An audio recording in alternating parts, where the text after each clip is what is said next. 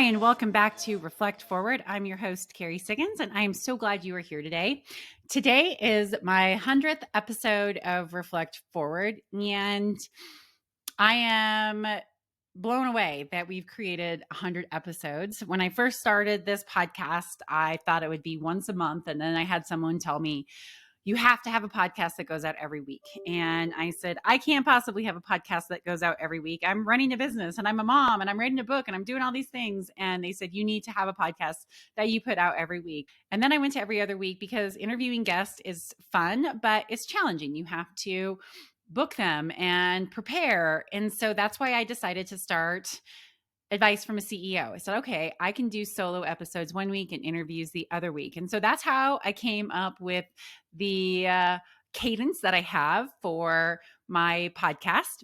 I hope you all like it. I've gotten really good feedback. I haven't heard from anybody who said, oh, I don't just only have guests or only do solo. So if you do have feedback for me, please let me know what you think if you like this cadence. But I am very excited that this is my 100th episode, and looking back at all the amazing people I've met and all of the feedback that I've gotten about the impact of this podcast is just really, really rewarding. And I'm looking forward to taking it to the next level in 2023. So thank you for being a loyal listener. I appreciate it. If you're a new listener, welcome. I really hope that you enjoyed this podcast. Okay. For my 100th episode, I have the most amazing guest. Her name is Emma Giles. She is a founder of SoWork, which is a product that helps companies set up virtual offices. So literally you can have a virtual space and you can walk around in it and meet people and on video and engage with them, trying to recreate what it's actually like to be in the office, even though you're working remote. I love this concept. I actually did a keynote speech in something similar. It might have even been SoWork. I'm not sure.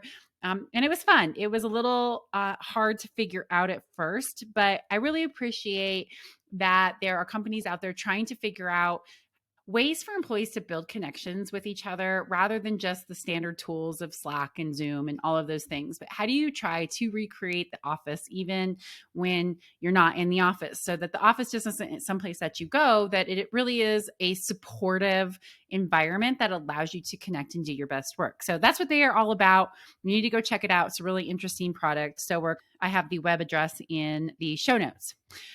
But what I love even more about Emma is she is brilliant. She is probably the most self-aware and articulate leader I have ever met. The woman is absolutely brilliant. Before starting this company, she was a crisis counselor and a scientist, and you will see that because she is brilliant. And we have a fantastic conversation that I know you're going to enjoy for this 100th episode. So hang tight, and I'll be right back with Emma.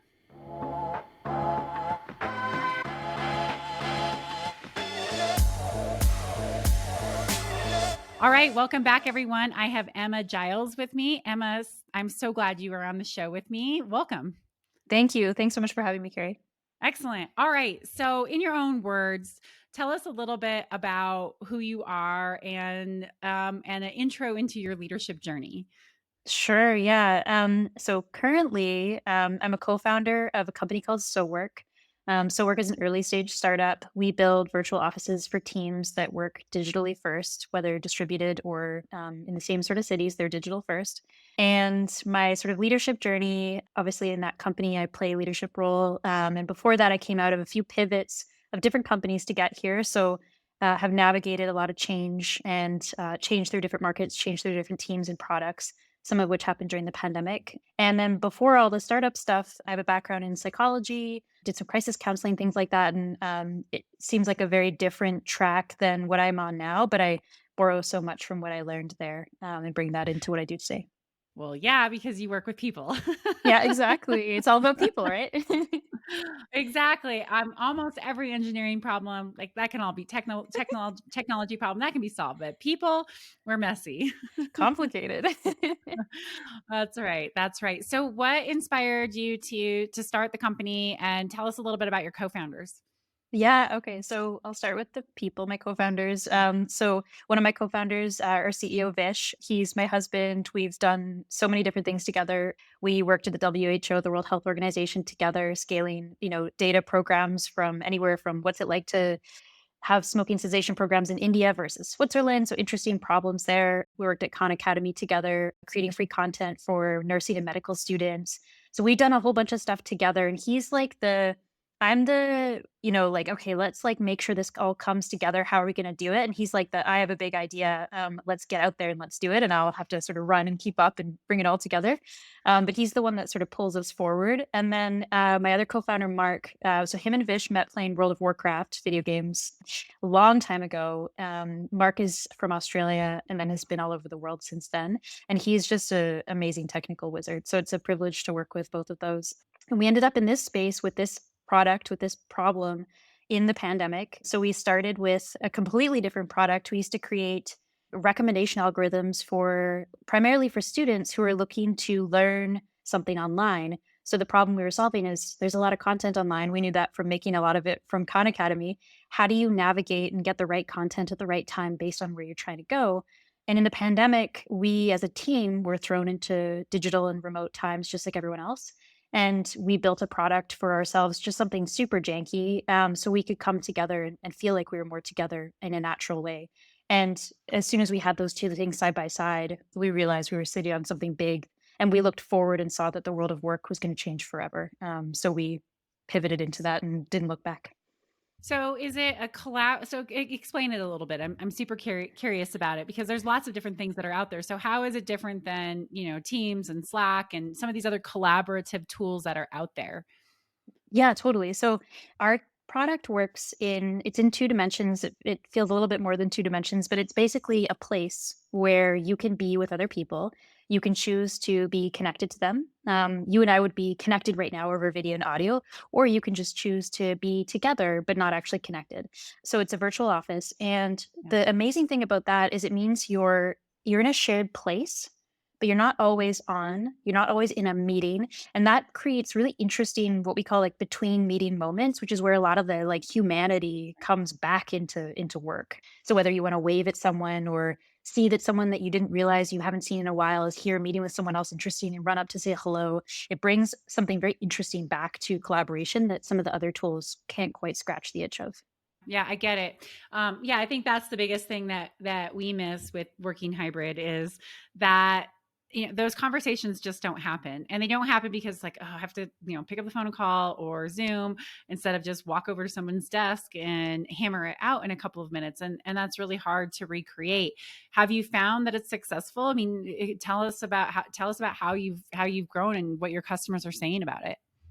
Yeah, it's a pretty wild journey. I remember all the way back in the earliest stage of the pandemic, it was, wait, you can walk up to someone in a digital platform. So that was like, how does this work? And then now it's like, okay, but seriously, how do I move a 3,000 person organization into a virtual office? So if I sort of Mhm. like plot the different kinds of questions we get, it's a huge shift in terms of people's, or at least a subset of people's, like not just willingness, but desire to change the way Mhm. they're working. So yeah, so those are the types of things that we get. But I think for some teams, it's a no-brainer, it's natural, it makes sense. For some teams, they're experiencing pains with other tools, and so they're looking for something different, and it's a matter of meeting them where they are and helping them incorporate it in a way that works for their culture. Yeah, absolutely. And so what's your vision for the company? There's so many ways, there's so many places we could go. Yeah. One of the cool things about the technology layer is we don't just have an opportunity to recreate the office. We actually have an opportunity to say what was really great about being co-located and what wasn't so, and what can technology bring that the physical or in real life office never could. Insights, automation of things that maybe we don't need to be spending time on. So there's a really interesting space around the smart office where we can find ways to naturally blend the humanity and what was great and the technology that we're now able to have. And I think it's a really interesting like balancing act to go down that path and say like what does the future of work look like and how can the office be like a smart companion versus like a place that you just go. So I'm super excited in that path, but I think one of the things I always keep in mind is even though remote work wasn't new before the pandemic, remote work feels new to this large of the market, and Yeah. so every day I feel like I'm co-creating the vision in the future with our customers. So I have so many places I can imagine we go, but at the end of the day, it's like, where do our customers need us to go so they can navigate the new world of work? Absolutely. Fascinating, fascinating. And so, I mean, this is, I always am trying to wrap my head around the metaverse and like how it's actually going to be used in a functional way that helps humanity instead of says, oh, instead of skiing, in real life, I'm just going to, ski in the metaverse. And sorry, my son and I talk about that all the time. That's why I use that particular example. I'm I love like, it. Jack, okay, I want to ask you this. Would you rather ski in the metaverse or ski in virtual reality or ski in real life? He's like, ski in real life. I was like, would you rather me buy you a new outfit or would you rather buy me a new skin for your avatar? And he's like, a skin for my avatar. Like, oh my gosh, but that's the future, right? It's like balancing that whole idea of having experiences in virtual reality and still finding joy, and finding joy and meaning in that. And then still what it's like, actually going outside, going into the office and all of those things. So, how do you see that virtual offices are going to continue to push the, I don't know, the reality, the feasibility of metaverse? Yeah, it's a fascinating question. I think, really early in the pandemic, we had a lot of pressures, good pressures to solve hybrid challenges. Yeah. And one of the things with hybrid challenges is you've got the physical digital melding. You're trying to make sure the digital teammates feel as included and immersed as the physical ones. And that's a really hard problem. And I think that's where hardware could eventually be really beneficial. Chose to not help with that, but we chose to go a little bit in a different direction. And what we really wanted to do is say, how can we keep the virtual office, the workplace metaverse, lightweight and something that comes with you, but is like mobile versus something you have to go into, and makes you feel connected, but doesn't actually start to erode or take away the very important components of life that are real. And I think it's a really interesting blend. It's like I almost see it the opposite way, is like, what do our customers need from us so they feel like technology is actually unlocking them to live the lives they need to, versus how are we bringing life into technology to keep our customers in technology? And so we've Yep. always tried to approach the way we solve customer problems through the lens of, I want our virtual office to be something that allows you to go skiing the middle of the day on a Wednesday with your son in a way that the physical office couldn't before, because you are unlocked, but still able to meet with your team and feel connected, even if you only worked a half day in the morning and now you're in the mountains. Versus trying to say, come do the mountains in in the metaverse. I think that's the backwards way to think about it. So we're really careful about like straddling that line. Yep. Nope. I think that makes total sense. Great. Well, thank you so much for explaining it that way. I think that was very articulate. It's an interesting it'll be interesting to see what happens in, a year from now as technology. The hardware is emerging, but I think it's like, the hardware should enhance the lives of our customers so that they can work in ways that are new and practical for the new world of work. And I think if we can stay anchored Mhm. to that, we could go to some really interesting places. Absolutely. I know. Good, good, good, good. Excellent. Okay. So let's talk a little bit more about you. I love that you say you are a raging generalist. I had never heard that, but I am that as well. So I can totally appreciate. So tell us a little bit about, what it's like being a raging generalist and then, stepping into founding this company and building something that's really unique. Yeah, totally. There's a have you heard the Patrick Lencioni's framework, Oh Working yeah. Genius? Yes. Yeah, so I'm a DG, a discerner, galvanizer. So I sort of sit in the middle of everything and just absorb the brilliance of some people and shuttle it over to the brilliance of other people. And so I think I have like generalist mixed with sort of sitting in the middle of what most people think of as ideas and getting ideas done. I'm sort of just that kind of weirdo in the middle, interested in Mhm. everything. And I realized I was a raging generalist. The term I like is like to kind of really like lean into it, is like being a generalist is not good or bad. It's fantastic if that's who you are and you can unlock that. But I was like super deep. I was doing computational neuroscience between Harvard and MIT. Like I was like down deep in a vertical. And when I got to Harvard, I learned about the Harvard Innovation Labs. And my husband, he said, you got to just go spend time there. Just like what an amazing place to have at your doorstep. There's so many resources at that school. Like just go and be around that stuff. We didn't have a startup at the time. So I just started to do my homework there and was just around all this innovation. And I had this like light bulb aha moment. I'm like, what am I love what I'm doing, but I love everything else too. And I was so deep down a vertical. So I backed out of that, dropped out of my program and entrepreneurship from there. And I think one of the things that I've discovered about myself is what I really love is like first principles thinking, and that's what I lean on. Is I take my first principles and I carry them with me to other places. And I think one of the really cool things about being a leader is that once you realize if you're a generalist and if that's sort of how you think about things, and I'm sort of like a 0 to 20 kind of girl versus a like take it from 20 and really get it over the line, is what an amazing opportunity to be able to click into people that are experts and really good at what they do and love their craft. I always like, I feel like I have the privilege of being able to start something or go to a different place and be like, hey, you know this better. I have an intuition. I have a principle that I think could be relevant here. Like, can I plug into you because you know this space really well and I'd love to be able to empower you or leverage you. And I think I've learned that it's such a privilege as a leader because you get to sit in all these interesting seats and plug into all your people and then set them up to be able to run with things, whether it's tethered to a certain strategy or something. So that's sort of my little like arc with generalism. And I think it's such a privilege as a leader to be able to recognize that about yourself if that's who you are. Yep. Yeah, I totally agree. I tell people but the best part of my job is that I do a million different things in a day, right? I can be over here working on strategy. I can be negotiating an acquisition. I can be dealing with an employee who has a mental health crisis. I could be, in the numbers, working with my CFO. I can be with my board of directors, and it's fascinating, right? I love that ability to bounce from thing to thing to thing to thing and be able to help people see the vision and get alignment so then they can go. And then I'm off to the next thing. And a lot of people will tell me, well, that sounds exhausting. But for me, being a generalist, I love it. And that's why I think I was meant to be a CEO. I didn't know that until I became a CEO. That is a really, it's very energizing for me. And a lot of people who are specialists and who do like to go deep, look at it, and I think are exhausted by it. I get this a lot.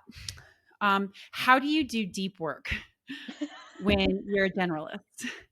And I was like, oh my God, you don't live inside my brain. Like, I do deep thinking. I am such a deep thinker. I am constantly thinking about how all these pieces go together and how that translates into the vision that I have for the company and how I'm trying to anticipate, what the future looks like. And it's very deep thinking. But I think that a lot of specialists don't understand that because all they see is like, and if you don't concentrate on something, for a long time and really study it, you can't be a deep thinker. So anyway, that's just my experience with being a generalist. I love that so much. And the deep thinker part resonates with me, especially like I'm sort of like right on the border of like, I'm like, I could lean extrovert, I could lean introvert. And often Yep. my deepness comes from when I lean more introverted. I'm constantly processing. And then as a I'll nerd out on Working Genius as a discerner, I'm just borrowing things from everyone and getting inspiration. And then by the time I go a little deep in action, there's been so much thinking that's gone into it. I think that's what you're describing. And what you Exactly. just said resonates with me so much. Yep, yep. Yeah, I'm like that ambivert too. Sometimes I'm outgoing but I love my alone time because I like to have time to think and to study and to read. And my best ideas come when I'm not cramming my day full of lots of things and talking to people. So I share that when I tell people that what really energizes me is being alone. People are kind of blown away by that because it's like, well, but you're so outgoing. Don't you want to be around people all the time? Like, no, I Yeah, don't. exactly. I gotta do my deep thinking. Yeah, exactly. Totally resonates. Totally resonates. Uh, I love that. I love that. So how has your experience working, I mean, obviously as a crisis counselor, you've seen so many things, helped so many people. and I'm sure that it's helped you become a stronger person, a stronger leader. Like, how does that translate to how you show up in a startup? So one of the things about the early stages of a startup, especially, as you take on like pandemics, as everyone did over the last couple of years, there's always a crisis. And I think the, it's sort of, there's two sides to this coin. So on the one hand, for me, it takes a lot for it to feel like a crisis. You're being sued today. Okay, what does council know? They do. Okay, okay, let me know.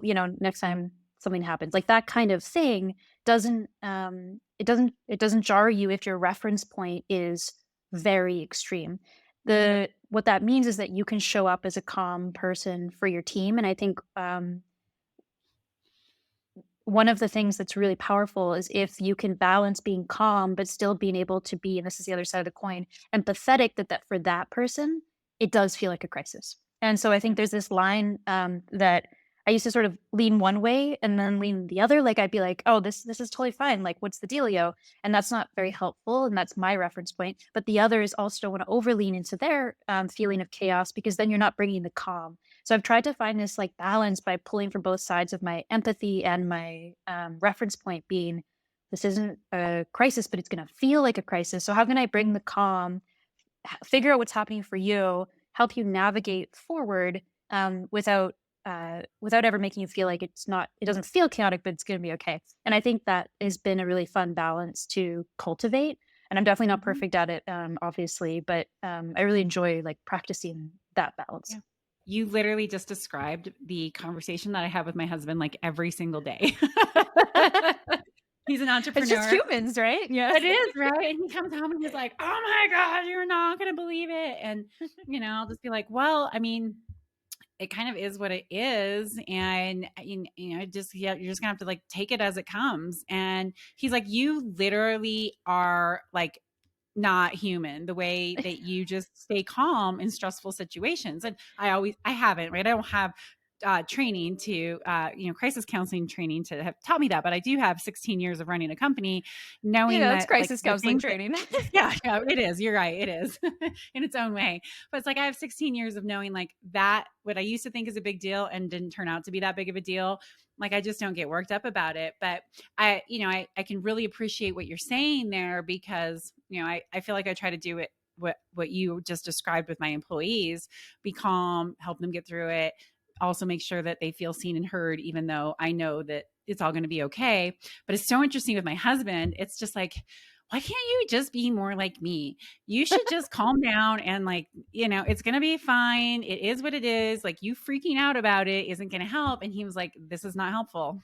And so that just made me laugh, because, it's really interesting in those personal relationships and your work relationships, how that cool, calm, and collected, shows up, and how other people perceive it, and of course how you are showing up in that as well. The other side to that too, your husband's story is hilarious. Sometimes there's even people that like that. So some people are like, yeah, like just tell me how it is. So you're constantly encountering like new variants of what people find helpful, and sometimes in different contexts. One of the other things I've learned, I think I got called like a cyborg the other day, and not because I lack the like the color of a human, but more for the reasons you're describing, which is what shakes you? Like, why does nothing Yeah. shake you? So one of the flip sides that I've sort of learned more recently is like, how do you continue to still be authentic? The worst thing is if your team does think that you are unshakable and that they have to be like that too, and there's nothing happening under the surface, because there is stuff happening under the surface, especially for deep thinkers. So I think it's constantly trying to be, I want to be the calm force that I know I can be, that I feel inside, but also not appearing like nothing ever matters or shakes me and I'm inhuman. So it's this interesting balance that never gets perfectly striking, obviously. Yeah.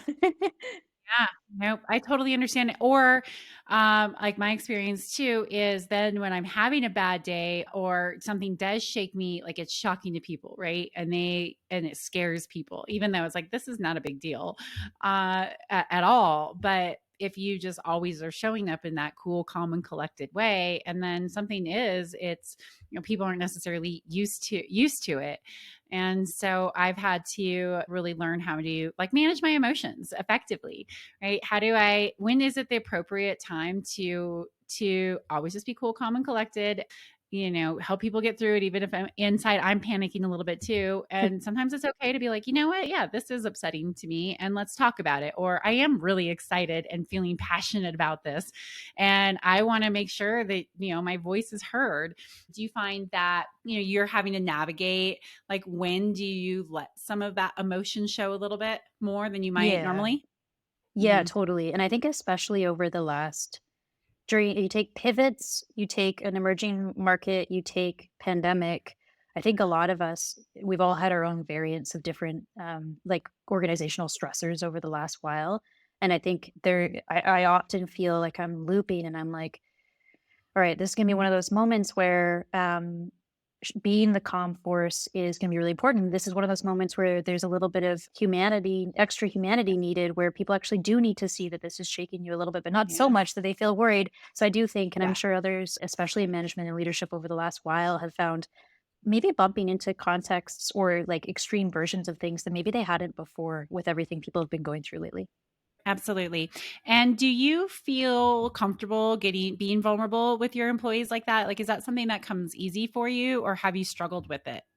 I feel comfortable. I was with a teammate yesterday, and we're mid conversation. I just shared something with them, and in the moment, I was looping, and I was like, I definitely like pivoted my tone based on their initial reaction. But I realized that it's actually possible that was like unnecessary. I noticed they noticed it. So anyway, I was going through this like big loop in my head. So I just said it out loud. I was like, I'm going to ask you directly. Did this moment in time, was there any like thing with that you want to talk about or clarify? Because just so I'm being honest, I wasn't so sure. So I Huh? adjusted how I acted there.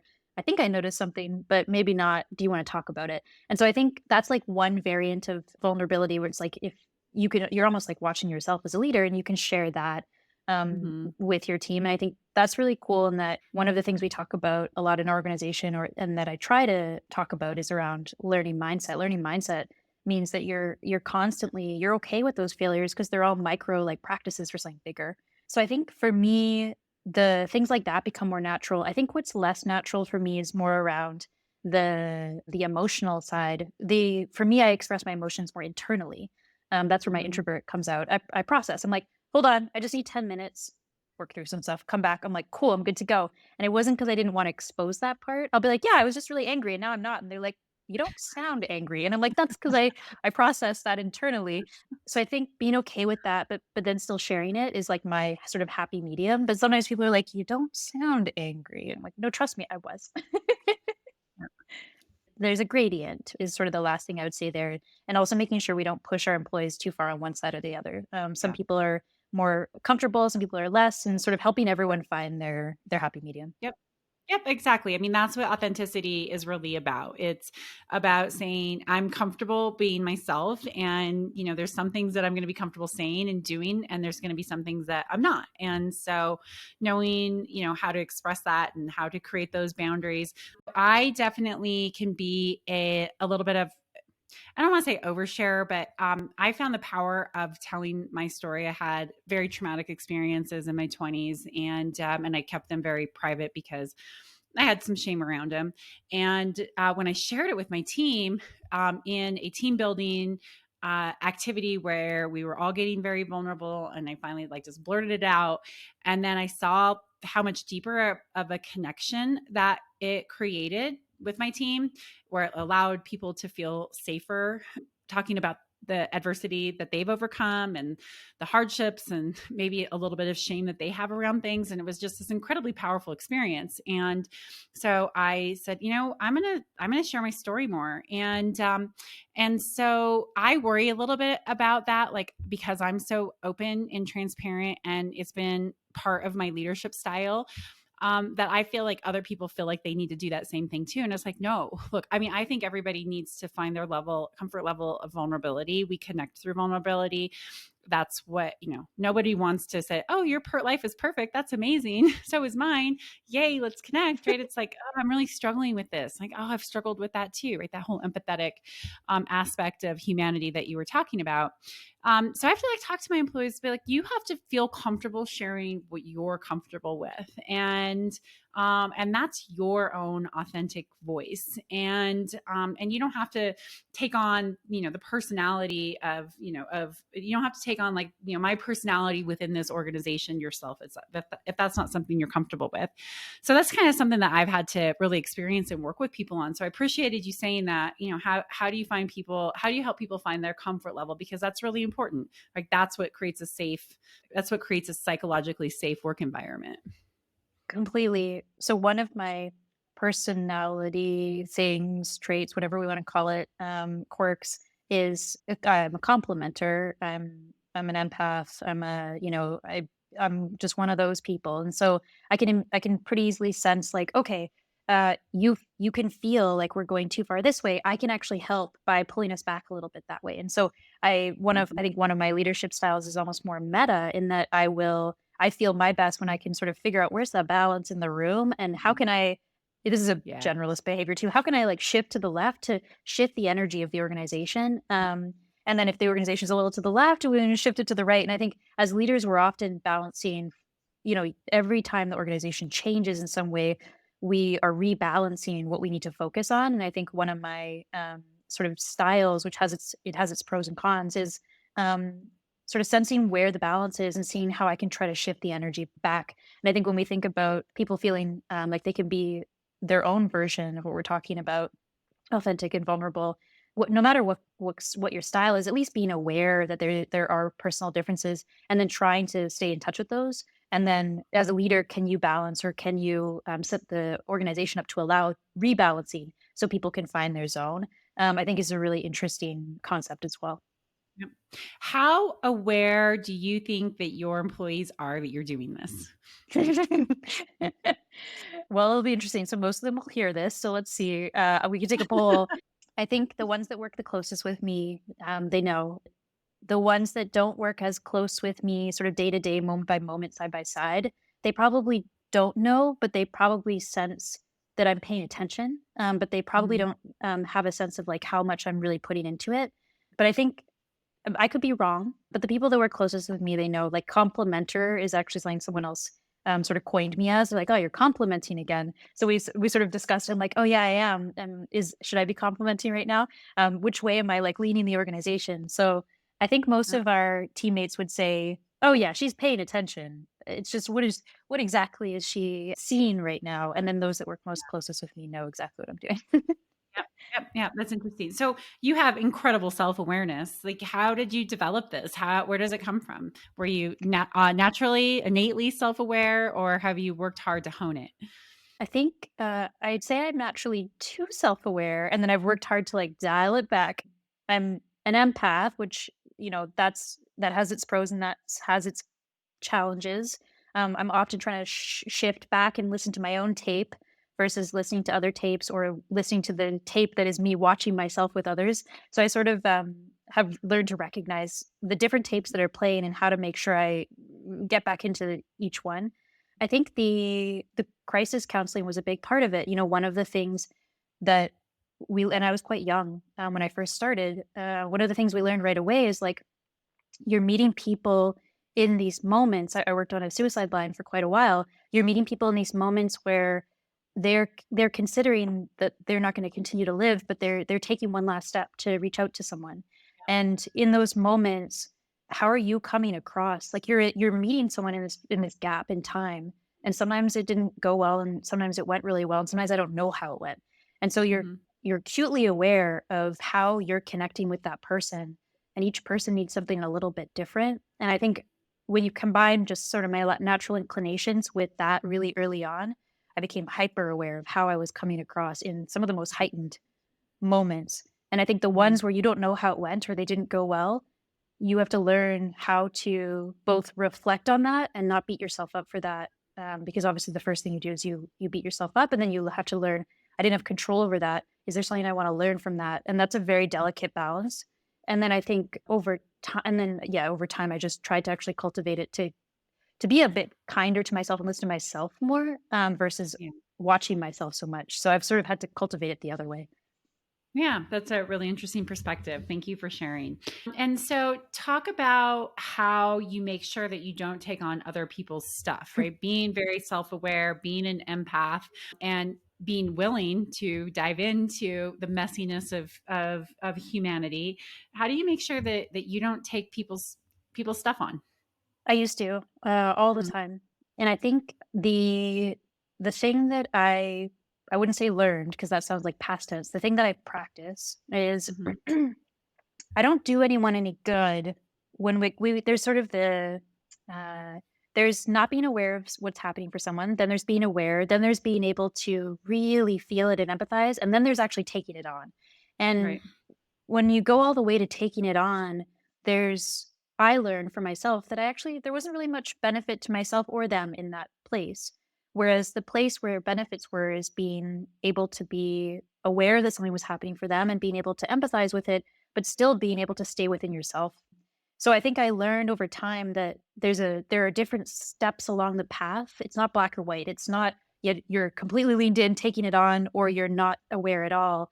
And I tried to define those steps and found the balance of like, when am I giving my gift versus when am I actually taking away from the situation, either by taking on too much for someone and not letting them own whatever it is they need to own, or, you know, there's just no returns at a certain point. And I think I learned personal responsibility is a very powerful thing. And yeah. there's a point at which you're taking on more than you need to, and that person then isn't able to own what they need to. Once I learned that, and I saw that in action, I was able to find that sweet spot, and then I'm constantly sort of recalibrating myself into that zone, and then you can sort of feel it over time. Yep, I learned that lesson the hard way. So, because I'm an empath as well, and I like to connect and go deep, and I'm not afraid to talk about hard things. I've had employees who have opened up and shared things that they've never shared with people before. And I had a former employee who had a mental breakdown in my office and told me some things that, like, I was like, okay, this is not good. And eventually we had to part ways, pretty soon after that. And I was like, I can't, I have to have those boundaries. And I didn't take it on as in like, it was it wasn't my, it was my, well, I guess kind of like I wanted to help. And as a leader, if I could help him through this, then, he could be this really amazing employee in person and all of that. I saw all that potential. So I like took a personal responsibility. Like, this is going to define my leadership if I can really like step in, lean in and help. But what I did is I was the crutch for this person, and that boundary, like I was like, I can't cross that line again because it's not healthy, right? You can be an empathetic leader, you can be a very caring boss, and you can help people through crises, but you have to have boundaries to say, I am still your boss, right? I'm still the leader of this company, and there are things you can say to me that's okay, and then there's some things that we just need to get you to the right person to talk to, because you don't want to say this stuff to me, you don't want to tell this to me. And this is probably about 5 or 6 years into my leadership journey here at Stone Age, and I'm really glad that I learned it. And it sucked at the time; it was really tough. It was tough for me. It was tough that person. It was tough for all my employees because it was a key person, and people knew that there was things going on. People knew I was investing a lot of time into trying to help this person, and some people got it, some people were like wondering why. What are you doing? Why is this worth it? And it was really powerful about kind of creating those boundaries. Like, just because you can go there, and just because I'm comfortable going there and can be like, okay, well, that was a good conversation, now I'm going to go do my other thing, because I just compartmentalize it. Not everybody does that. And so, that's how I had to learn those boundaries of like what is appropriate to what depth do you go in some of these things, and what do you take on as a leader as your responsibility, and what is that other person's responsibility. Yeah, totally. And there's something that you said in there that I love, which is you said you might be able yes, I could go there with you, and but you might not want to be sharing these things with me because we're still in this context, and how can we get you help over here? there's something really interesting in there, which is the same inclination or ability to know maybe what need the person might need next. We can use that same information to say, I'm going to draw the line here, and I know that what you need next is some level of support. So I think we can find those boundaries and then still offer our ability to see there's more, but not in us doing it. So, hey, like I really recognize that this has been really challenging for you. I really appreciate you sharing it with me. I'd love to help you find the support that you need outside of the company. If would you like help with that, or do you feel like that's something that you'd be able to do? And we can suddenly like flip roles and say, I'm a Yeah, supporter of you finding the support you need versus I'm the supporter who's doing the support you need. And I think exactly. like practiced like how do I flip my chair once we get to that point so that I'm Mhm. still someone that within the organization, you know that you shared this with me and I'm invested in you getting to where you need to, but I'm not necessarily going to do the journey for you or with you. Yep. Yep. Yep. Totally agree. Very well said. Very well said. So, are you teaching people in your organization? I mean, this is one of the things I'm passionate about, right? Is how do I teach like the way that I look at things, the way I care about people with boundaries, with expectations, like pushing hard, but loving, caring. As we're trying to build $1 billion company here, as I'm sure you are too. How are you teaching your employees? This mindset that you have, this approach that you have. Yeah, I think in the earliest stages, especially, it's like go, go, go, like we're default dead, like all these things about the early stage startup. So one of the things I like to do is sort of like assess what's the stage we're in, what time is available, and then sort of adapt it to that. So I think at these stages, it's working alongside people, modeling in your own way, and then meeting people where they are, but more importantly, where they want to go and Right. then being whatever kind of resource you can be. And sometimes I'm not the best teacher for something, and sometimes I could be in that moment. And sometimes I might be the best person to find the best teacher because I'm not the best teacher, but maybe I could find someone. But I think in these earliest stages, I find myself as much as I can working side by side with people. Modeling is number one, and then number two is if people are finding value in that coaching in the moments. Mhm. And I think as the company grows a little bit, you have a bit more resources and bandwidth to Mhm. grow that Mhm. and sort of go from there. Yeah, I love this. Well, I could talk to you about this all day. This is such a fun conversation, but we're gonna have to wrap things up here. So thank you for that insight. I do have one final question for you. So the name of this podcast is Reflect Forward. What does Reflect Forward mean to you? Oh, yeah, I love the name Reflect Forward. I have a different word I've used to describe the same sort of thing, at least when I think about it, which is we call it preflecting. So when I think about so reflecting is like, all right, I'm going to look back and I'm going to reflect on backwards. Preflecting is I'm going to maybe look back and pull forward and then play time forward and sort of reflect forward. But I think the name to me is like it's this beautiful balance of like there's stuff from the past, there's stuff in the future. Whatever happened in the past, like how can we pull that in to now and use it as a lens to think about tomorrow, whether we're practicing it or just carrying it with us. And so I think reflect forward is about not just looking backwards and saying, "Yep, cool, I did the thinking," but it's like how do I carry it into the future with me? Ah, such a great answer. Thank you for that. I love it. And preflect. I am so taking that. Do it. I love yours too. I'm gonna steal yours. Okay, like we can do that. Great. We'll switch. Awesome. Awesome. Okay, so how can people find you? So SoWork.com. Yep. SoWork.com, right at the top is a button. It's to our office. I live there. It helps you sort of see our team in action. But also we love visitors. So meet me in my product, SoWork.com. Love it. All right. Well, I will include that in the show notes. Amanda, this Cool. has just been such a fun conversation. You are such a lovely human being, and I'm so glad I got to know you a little bit today. Thank you for having me. It's been great talking to you. Wonderful. All right. Hang tight, and I'll be right back.